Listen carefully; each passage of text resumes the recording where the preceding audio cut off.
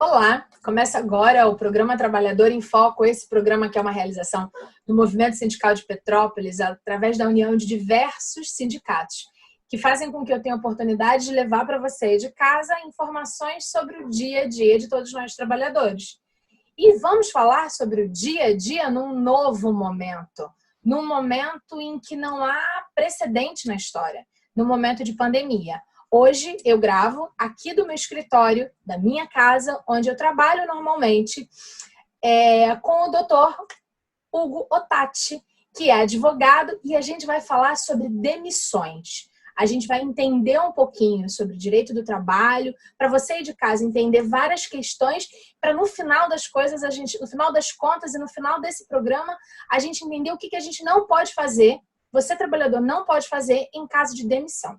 Não é isso, doutor? Perfeito, é isso mesmo. Maravilha. Antes, Gostaria para o nosso telespectador que não conhece, queria que você se apresentasse brevemente. Sim, eu primeiro gostaria de agradecer o convite, né? É sempre um prazer participar do programa. E meu nome é Hugo Otati, eu sou advogado, trabalhista e sindical. Hoje atuo como assessor jurídico no CEP Petrópolis, né? Sou formado pela Universidade Federal Fluminense e especialização na Cândido Mendes. Ah, legal. Isso é bom porque mostra também que a gente no Trabalhador preza pelo conteúdo de qualidade para levar para o nosso telespectador. Então, além de advogado, você atua na área dos sindicatos, tem esse olhar para os sindicatos, o que para a gente é muito importante. Vamos começar pelo básico. A gente já falou isso várias vezes no programa Trabalhador em Foco, mas talvez hoje a gente esteja atingindo um telespectador diferente, que não ficava em casa nos horários da veiculação do nosso programa e que pode hoje estar assistindo, talvez pela primeira vez, o que é o direito do trabalho. O direito do trabalho ele é um ramo jurídico, né, um ramo do direito, que ele estuda as relações de trabalho, né?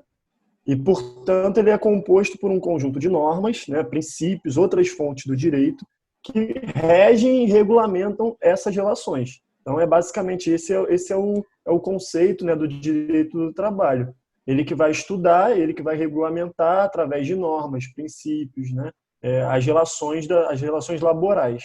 Certo. E ele tenta resguardar o trabalhador ou, ao mesmo tempo, ele tenta resguardar o trabalhador e também o patronal para que essa relação seja equiparada? Eu acho que nesse ponto é importante a gente entender que nem sempre os instrumentos normativos, né, legais, eles resguardam o trabalhador. Até porque o próprio processo legislativo, né, os projetos de lei, as leis que alcançam a aprovação, elas fazem parte da política, né, na lógica de disputa de interesses políticos.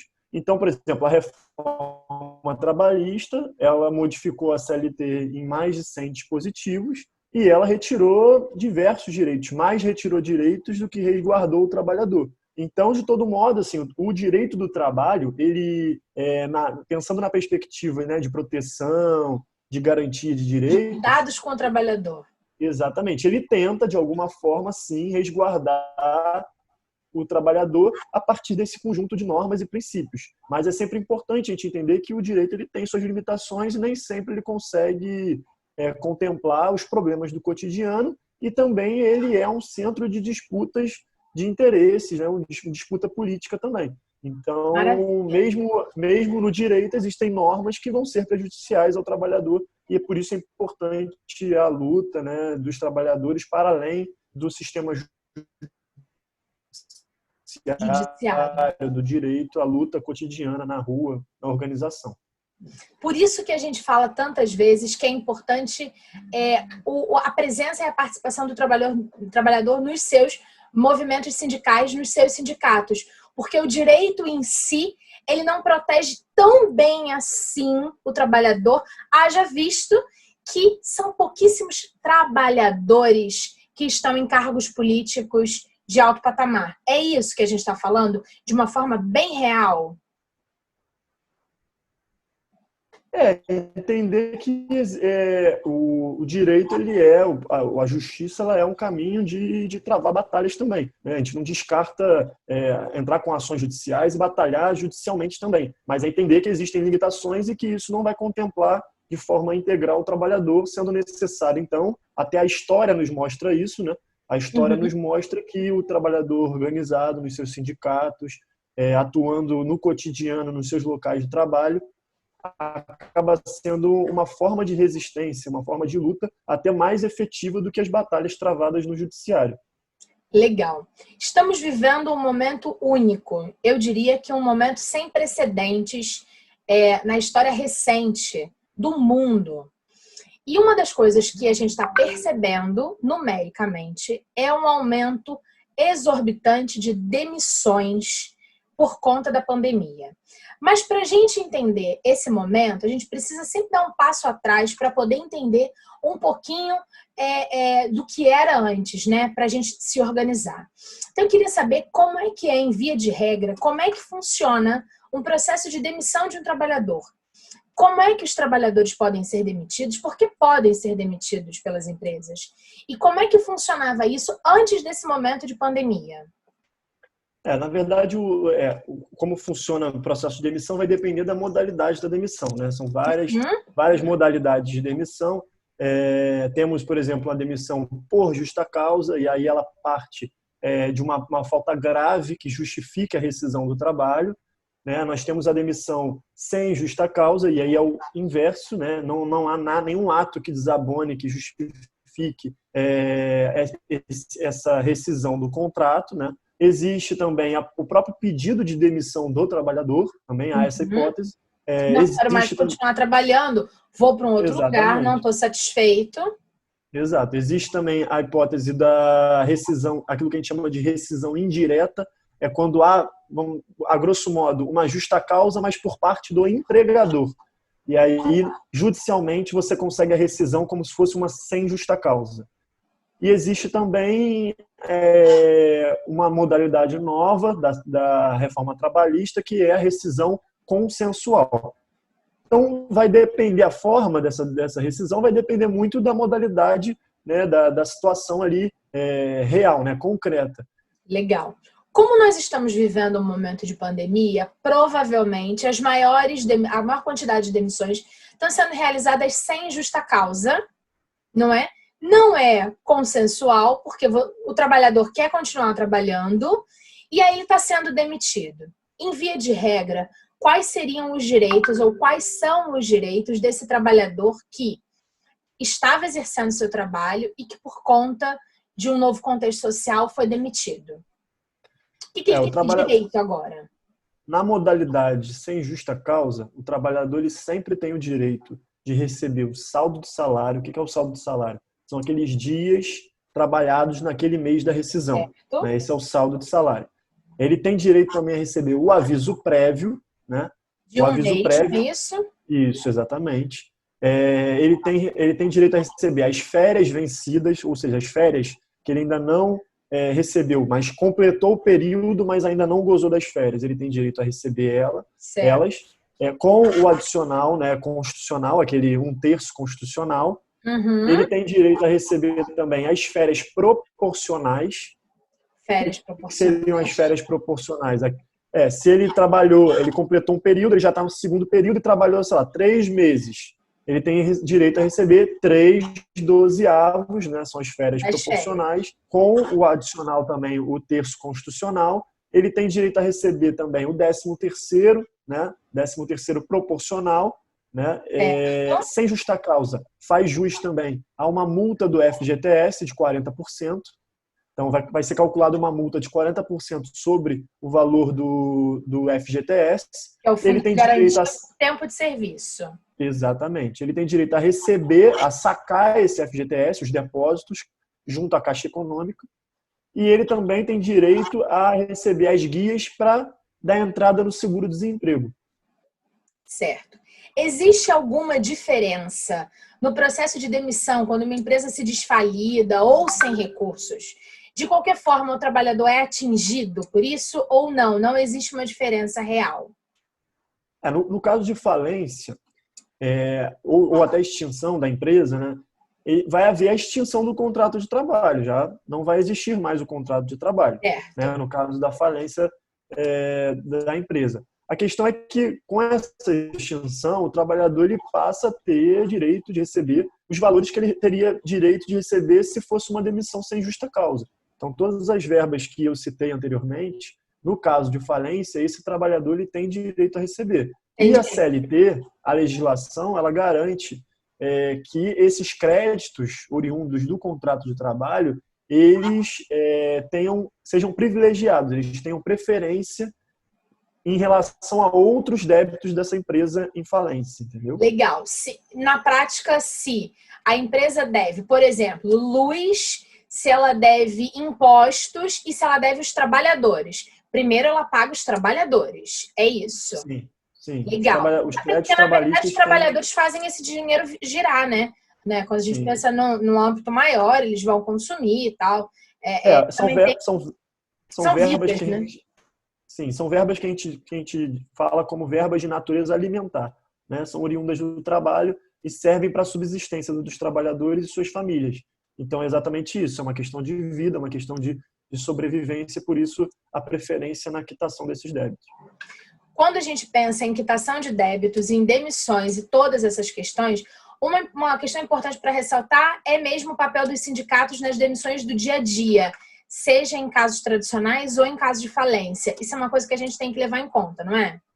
Sim, com certeza. Os sindicatos, eles exercem um papel fundamental, né? Na orientação da categoria, quando possível, até na efetiva assessoria jurídica por meio de um departamento jurídico. Com a reforma trabalhista, deixou de ser obrigatória a homologação da demissão feita no sindicato. Antigamente, era obrigado que a demissão fosse homologada na entidade sindical e isso, de alguma forma, protegia o trabalhador. Mas, com a reforma trabalhista, isso deixou de ser obrigatório. Então, o sindicato, nesse aspecto, ficou um pouco prejudicado. Mas, ainda assim, é sempre importante que o sindicato continue tentando acompanhar, né, os casos de demissão, os casos de falência, com o objetivo de garantir que os trabalhadores fiquem amparados e tenham os seus direitos garantidos num momento como esse delicado. Maravilha. Agora vamos entrar no momento que a gente está vivendo. Existe algum precedente jurídico para um momento como que a gente está passando? Ou seja, isolamento social, com fechamento de comércio, algum precedente que diga que as empresas têm mais ou menos direitos porque estão vivendo um momento distinto? Eu acho que, nesse aspecto, é importante a gente frisar que a gente vive um momento muito delicado, né? É uma crise sanitária com repercussões sociais, econômicas, né, de escala global, não é uma coisa exclusiva daqui. E o direito, ele, como eu falei antes, no início, ele nem sempre dá conta de lidar com esses problemas do cotidiano. Então, assim, já não dá conta de lidar com a vida sem isolamento. Imagina com o isolamento e fechamento de comércio. Eu acho que é o momento da gente acreditar e dar total credibilidade e confiança às recomendações oficiais dos órgãos de saúde, né? E por isso respeitar o isolamento, o fechamento do comércio considerado não essencial, até porque a abertura do comércio não é simplesmente, significa só a abertura de um comércio, significa que trabalhadores vão se deslocar das suas residências ao trabalho, vão usar transporte público, tudo isso movimenta e expõe as pessoas de forma desnecessária.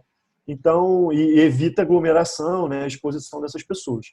Então, o importante é que não há um precedente de que as empresas possam flexibilizar direitos ou não. Por isso, cabe ao governo agora e à justiça conseguirem, de alguma forma, contemplar com as medidas provisórias, né, com projetos de lei, a situação que a gente vive, que é uma situação do momento, né? Então, não há nenhum precedente, nada na lei que preveja a situação que a gente está vivendo agora. Por isso que é importante que a justiça, principalmente, assegure que não haja desrespeito aos direitos dos trabalhadores, né? Que os limites legais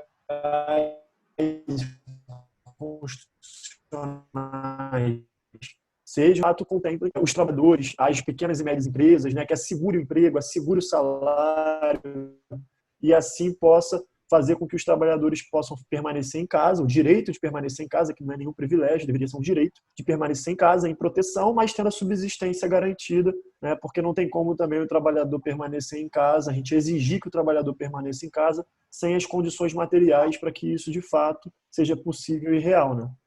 Maravilha. Então, na prática, não foi alterado nada no que diz respeito às demissões propriamente dito. Se houver processo de demissão, o trabalhador continua tendo direito ao que ele já tinha. Não importa a empresa chegar para o trabalhador e dizer assim, nós estamos vivendo um momento de pandemia. E aí, agora, você vai assinar esse papelzinho aqui e você vai abrir mão de qualquer coisa. Isso não existe.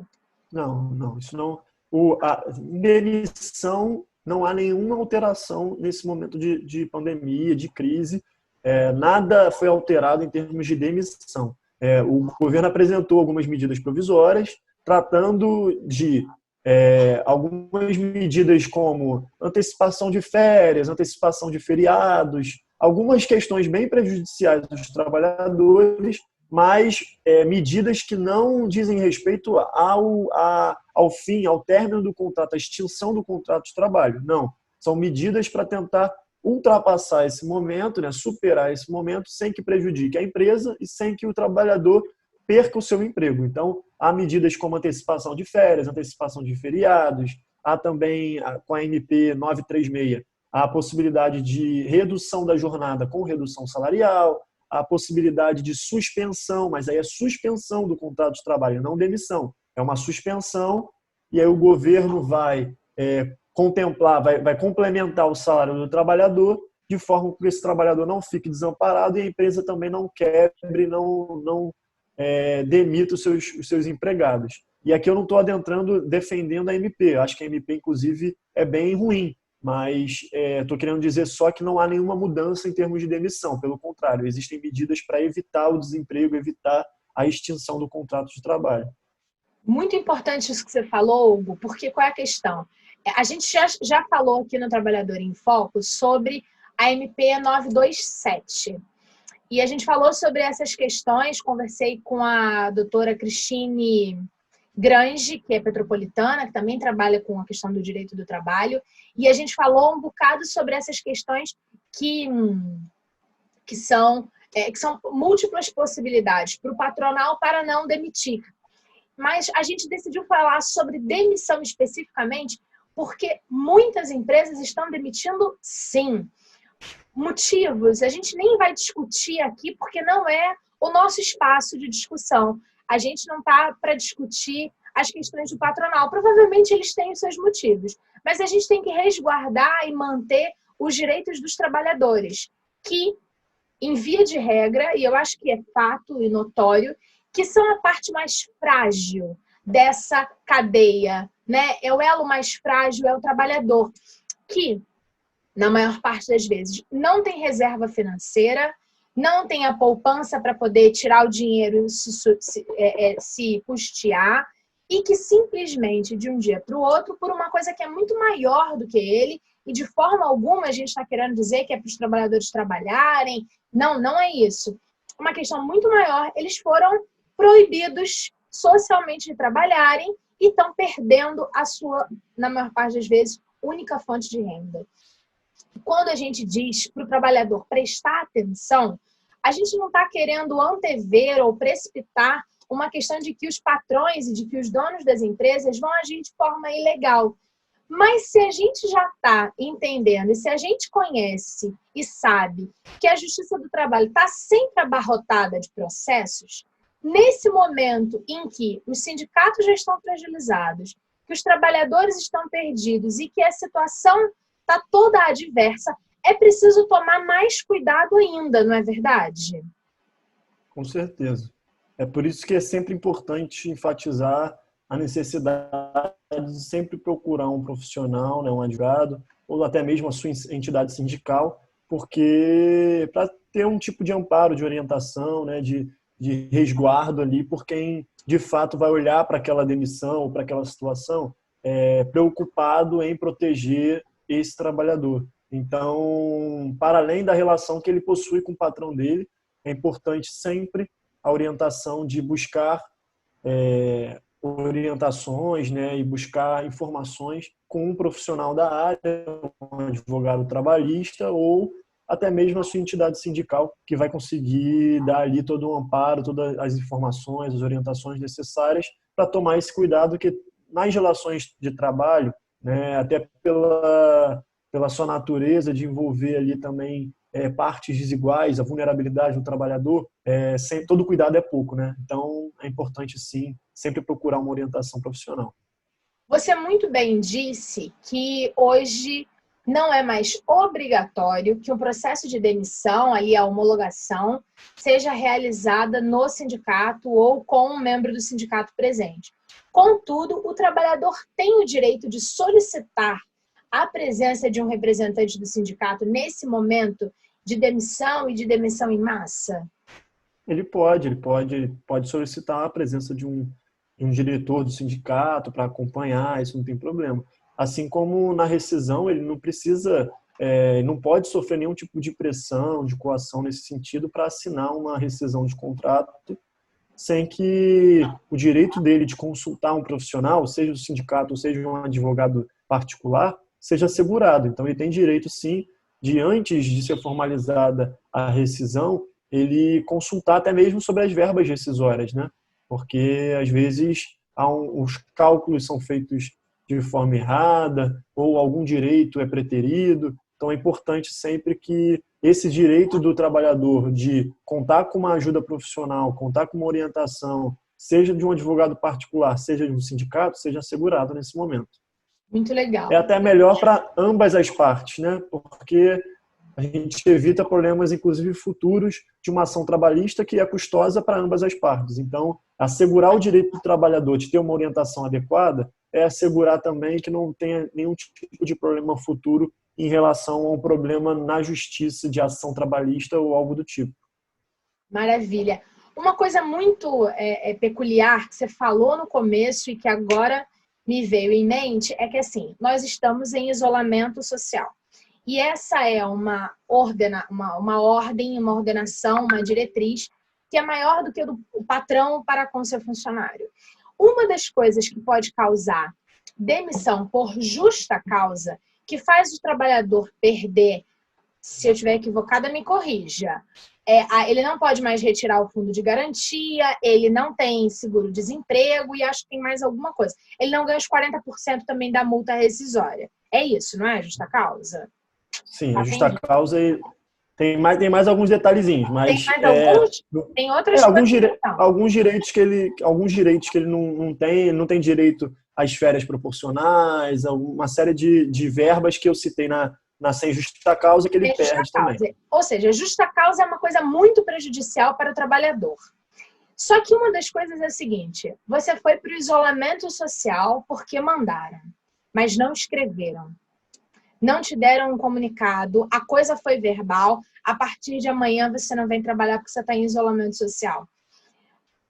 Como é que o trabalhador pode se munir de material e de informações para que ele não seja demitido por justa causa, de forma errada, por abandono de trabalho? Porque abandono de trabalho é uma das coisas que gera justa causa. Tô certa, doutor? Tá certa.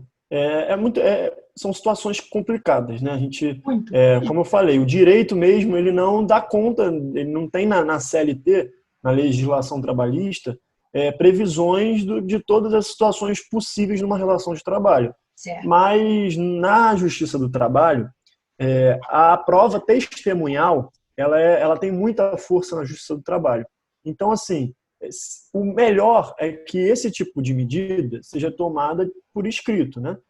Para que fique registrado ali uma medida de isolamento e que os trabalhadores estejam liberados. Não havendo por escrito, sendo verbal, acaba a prova testemunhal, tendo outros trabalhadores nessa situação, da mesma empresa, acaba sendo alguma forma de futuramente acontecendo alguma coisa e isso ser comprovado o contrário, que não houve um abandono, foi sim uma determinação do patrão.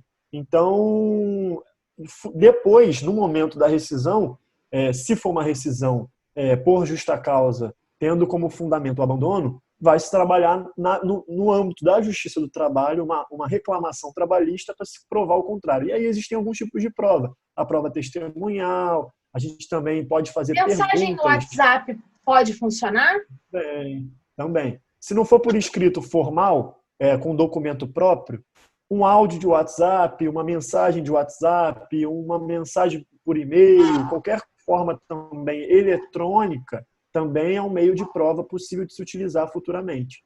Eu aprendi numa das nossas entrevistas aqui no Trabalhador em Foco com a doutora Milênia Costa, que é advogada, que para mensagem do áudio do WhatsApp virar prova processual, é só ir num cartório, levar o áudio, apertar, a pessoa vai transcrever e vai colocar o número que enviou e o número que recebeu. É isso?